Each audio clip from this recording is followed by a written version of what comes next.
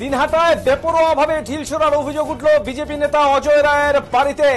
রীতিমতো পুলিশের সামনে অজয় রায়ের বাড়িতে বেপরোয়াভাবে ঢিল ছুড়লেন কিছু দুষ্কৃতী।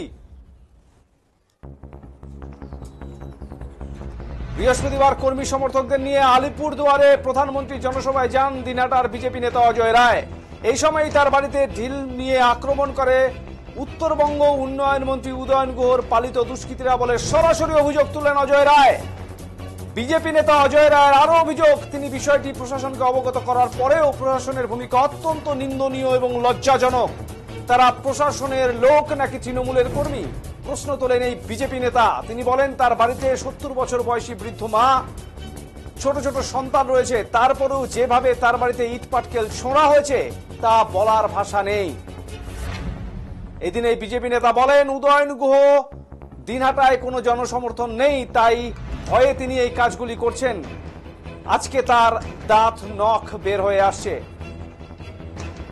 আমরা প্রথমে দেখবো সেই সিসিটিভি ফুটেজ, যেখানে অভিযোগ করা হচ্ছে যে পুলিশের সামনেই বেপরোয়াভাবে হচ্ছে অজয় রায়ের বাড়িতে। তারপর শুনবো অজয় রায়ের বক্তব্য।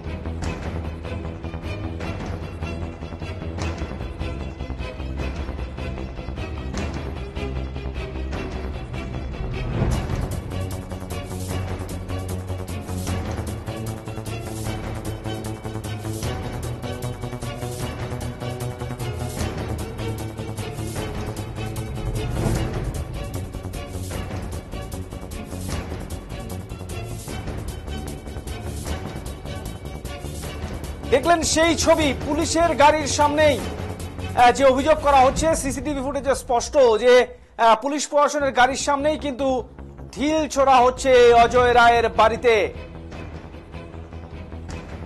এবং ঢিল ছোড়ার সময় সাথে দেখা যাচ্ছে পুলিশ কর্মীদেরও।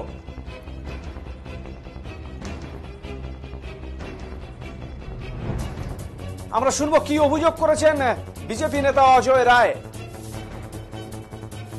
গতকাল আলিপুরদুয়ারে আমাদের দেশের প্রধানমন্ত্রী নরেন্দ্র মোদীজির একটি সভা ছিল। তো আমি যখন দিনাটা থেকে আমাদের ভারতীয় জনতা পার্টির যারা কার্যকর্তা তাদেরকে নিয়ে যখন আলিপুরে পৌঁছই, হঠাৎ করে শুনতে পারি আমার বাড়িতে উদয়নগড় কিছু পালিত দুষ্কৃতিকারী তারা আমার বাড়িতে হামলা চালায়।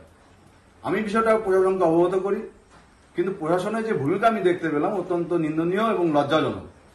তারা প্রশাসনের লোক নাকি তৃণমূলের কর্মী সেটা থেকে আমি বুঝে উঠতে পারছিলাম না।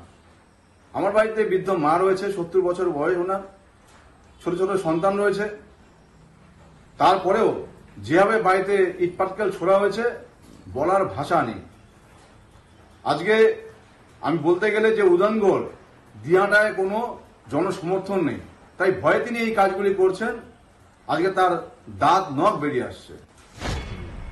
গতকাল আলিপুরদুয়ারে আমাদের এই প্রসঙ্গে তৃণমূলের বিরুদ্ধে ওটা সমস্ত অভিযোগ অস্বীকার করেছেন দিনহাটা তৃণমূলের শহর ব্লক সভাপতি বিশুধর। এই প্রসঙ্গে তিনি বলেন অজয় রায়ের বাড়িতে কে ঢিল ছুড়লেন তা উনি নিজেই বলতে পারবেন। তৃণমূলের এত দরকার পড়েনি যে অজয় রায়ের বাড়িতে ঢিল ছুড়তে হবে। কি প্রয়োজন আছে ওর বাড়িতে ঢিল ছোড়ার? এখন কি ওর কোনো অস্তিত্ব আছে যে তার অস্তিত্বকে আঘাত করতে হবে? উত্তরবঙ্গ উন্নয়ন মন্ত্রী সম্পর্কে অজয় রায়ের অভিযোগ প্রসঙ্গে বলতে গিয়ে এদিন বিশুধর বলেন মন্ত্রীর লড়াই দিল্লির সাথে, মন্ত্রীর লড়াই কলকাতার সাথে। এত ছোট মাপের মানুষের বাড়িতে ঢিল ছোড়া হবে, এটা মন্ত্রীর মানসিকতা থাকতে পারে না।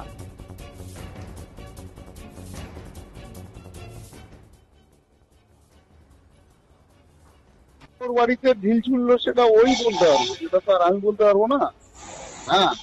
হ্যাঁ, তৃণমূলের এত দরকার পড়ে নাই যে অজয় রায়ের বাড়িতে ঢিল ছুটতে হবে। কি প্রয়োজন আছে ওর বাড়িতে ঢিল ছোড়ার? এখন ওর কোন অস্তিত্বই বা আছে যে অস্তিত্বকে আঘাত করতে হবে? মন্ত্রী যে লেভেলের মানুষ, তাতে মন্ত্রী প্রধানমন্ত্রীর সাথে তাকে আঘাত তার সমালোচনা করেন।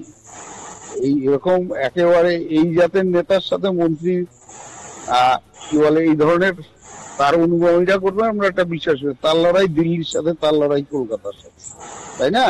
একদম একদম। এত ছোট মতের মানুষই বাড়িতে কি করবে, হ্যাঁ হ্যাঁ, সেটাই মন্ত্রীর মানসিকতা থাকতে পারে না। দেখো ওর বাড়িতে হয়তো অন্য কোনো কারণে ঢিল পড়ছে, কত রকম হইতে পারে।